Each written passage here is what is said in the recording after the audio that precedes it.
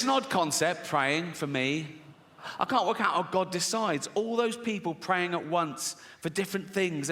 Is it like best idea wins? Or is it a democracy? Like he puts things at each issue, he goes, right, votes for and against, you know? If it's a democracy, we're in trouble. We're a tiny nation. Like, next time there's a flood warning in the West Country, if we're all going, oh, I hope everyone's okay. If the whole of China is going, yeah, fuck Bristol.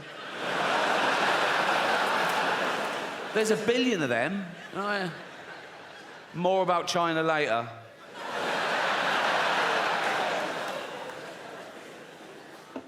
Yeah, I've always found praying quite strange. Like, if I bump into a friend or neighbour and I know they've got a little kid and I go, oh, how's so-and-so? And they go, oh, not good. He's in intensive care. We don't know if he's going to pull through, but I pray every night. What I do, as an experiment,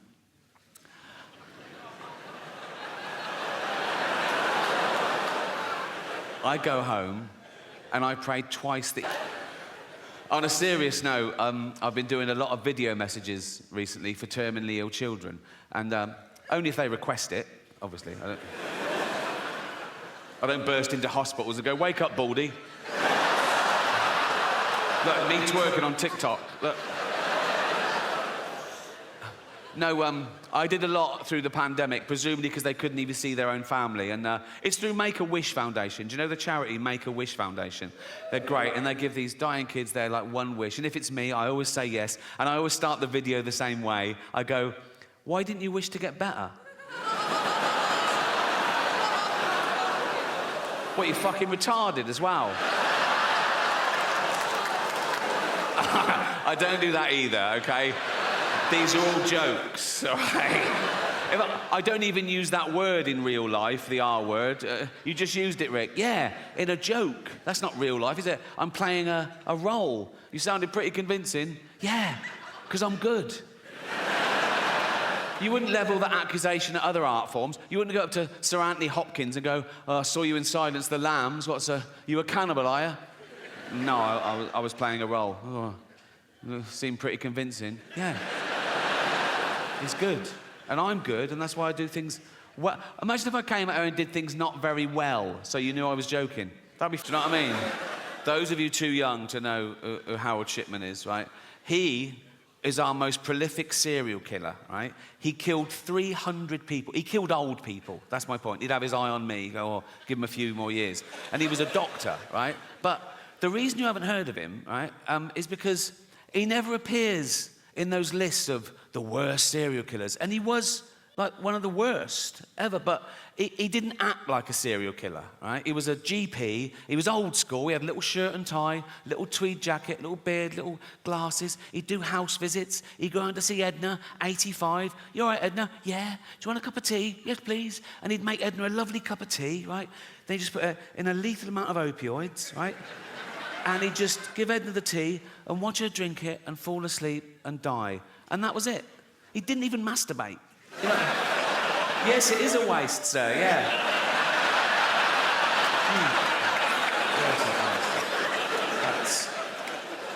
And they reckon he got the idea when he was a little lad, Harold Shipman, little Harold Shipman. He watched his mum dying of lung cancer, being given morphine, and somewhat triggered him. He thought, I'll grow up, become a doctor, and I'll do this. I don't know whether it means that he liked the way the morphine got his mum out of pain. So these were like mercy killings, like, you know, reliving the kindness. Or the opposite, he was jealous of old people who lived longer than his mum should have, so he was punishing them. I don't know, doesn't matter. Actually, it does matter, because if you can really understand why someone does something like that, you might spot the signs in the future and stop a crime before it happens, you know. I always think that when there's a school shooting in America, right, it's usually some emo, right, who goes into a kid's, they always say the same thing. They go, oh, he was a loner, he sat at the back, he was shy, he was bullied. Let's round those cunts up now. Do you know what I mean? It's like, go into a school, see who the bully's smashing up, right? Go, I'll take it from here, mate, thank you, right? And drag that little dweeb off to Borstal or jail or so. And go to the bully, go and find another one. You know what I mean? He's doing a great job, but we need more. But they're beating up future child killers.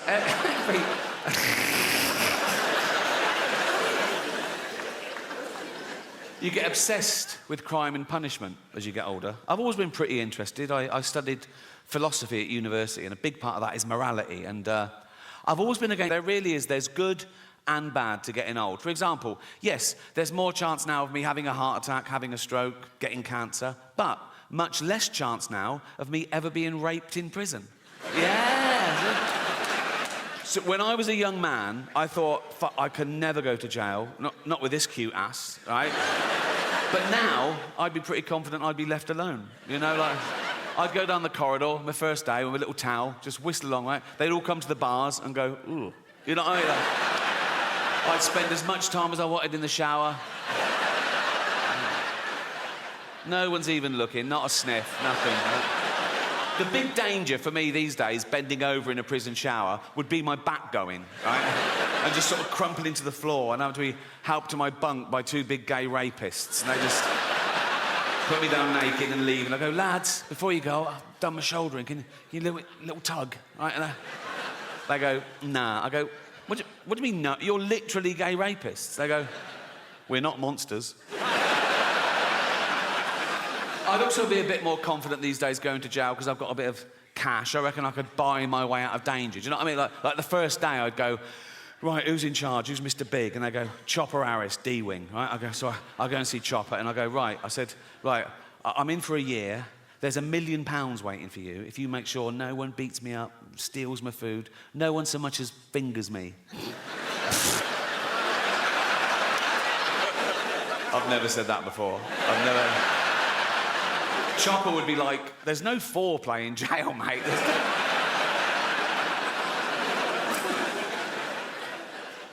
I'm at that age where I'm glad we haven't got a Harold Shipman knocking round. It's not in self-defence, it's not in the heat of the moment, it's cold justice, you know?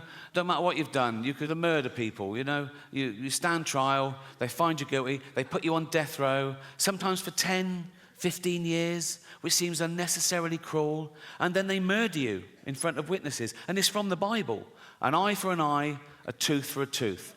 The state says you murdered someone, so we're going to murder you. But if you rape and murder someone, you still only just get murdered. That's a loophole, isn't it? That's like... That smacks of misogyny to me. That's like the judge going, the rape was free, but we're going to... You know, just once, I want the judge to go, right, you raped and murdered someone, so you're going to be taken from here to a place where you'll be hung by the neck and raped. What, at the same time? Yes, yes. We got loads of volunteers with dildos, right? So he sort of goes down, fuck off, fuck off.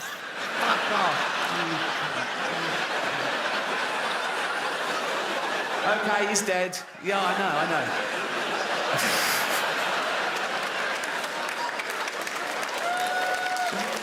Oh. It might work. But the longer you live, the grumpier you'll get. It's not just going to happen to me, it's going to happen to all of you. Because the longer you live, the more shit you see. And you go, oh, fuck, this again, right? And the more burden you carry. And the older you get, the weaker you get, so the burden gets heavier. And you go, oh, God, this again.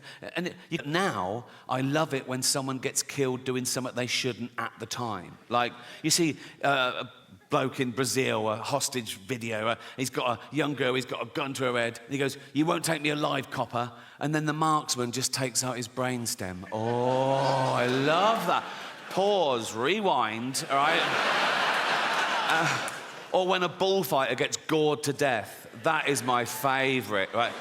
Particularly when the horn goes up the arse. That... I call that a hole in Juan. Thank you.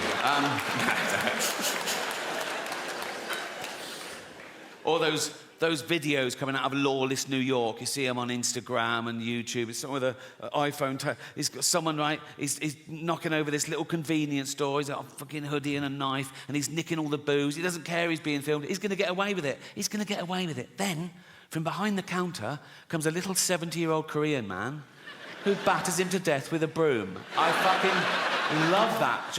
I can't wait to be a 70-year-old vigilante. Just... walking round Hampstead with a walking stick. Oh, but it's a sword. I paint it white as well to look even more vulnerable, right? Wear dark glasses like that. I'd see a gang of youths. I'd go over to them and go, So, excuse me, guys. Do you know where the Nike store is? I want to buy some Air Jordans with all this cash. And as they go for it, you little fucking cunts.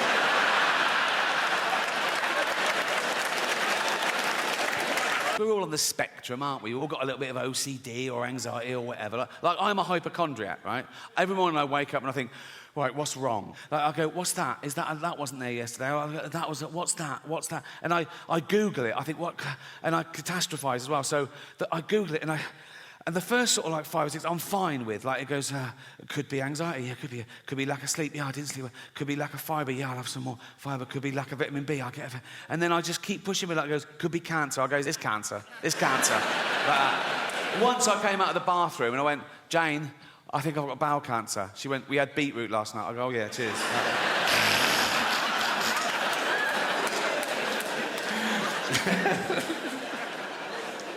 I want to end with a couple of true stories, if I may.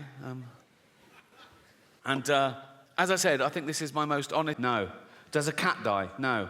Are any animals abused? Someone answers, there is a chicken that's handled roughly, but otherwise unharmed. Now, I love animals more than anyone I know, but if I was Jewish, I'd be slightly offended by this avenue of questioning. Imagine that in real life. Imagine someone says, oh, yeah, my grandparents were murdered by the Nazis. You go, oh, what happened? Oh, they were dragged from their house and sent to the gas chamber. Oh, was a chicken hurt? What? But as I say, it's become, you can ask any question about anything. Someone says, is there child abuse? Is teeth damaged? Is there a hanging? Does someone struggle to breathe? Yeah. Well, yeah, yes. Someone says, does someone fall downstairs? Who's scared of slapstick? It's like... Anyway, so this website was founded in 2010, so it's run about 13 years, right? And the later questions start reflecting the times we live in now, and they get more and more fragile and narcissistic. These questions were asked this year. Check it out. Schindler's List, right? Someone says, are there any fat jokes? Would that make this worse? Well, imagine the real thing. Imagine I'm in a concentration camp, right? I'm naked, everyone around me is naked. We've got a commandant herding us towards a gas chamber, and he goes, move it, fatty, right? And I go, rude.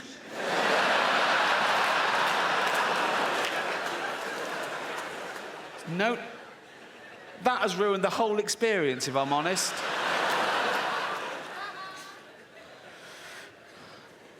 Someone asks, is there hate speech? Yeah, there is. Suck it up, Buttercup. Are there any man in a dress jokes? Very few jokes. If you've come to this film for a giggle, you're going to be very disappointed. But this one takes the biscuit for me. Remember, this is a movie set in the 1940s about arguably the worst atrocity in civilized human history. Check this out. Is someone misgendered? Fucking hell. This is quite sweet. Is there any anti-Semitism?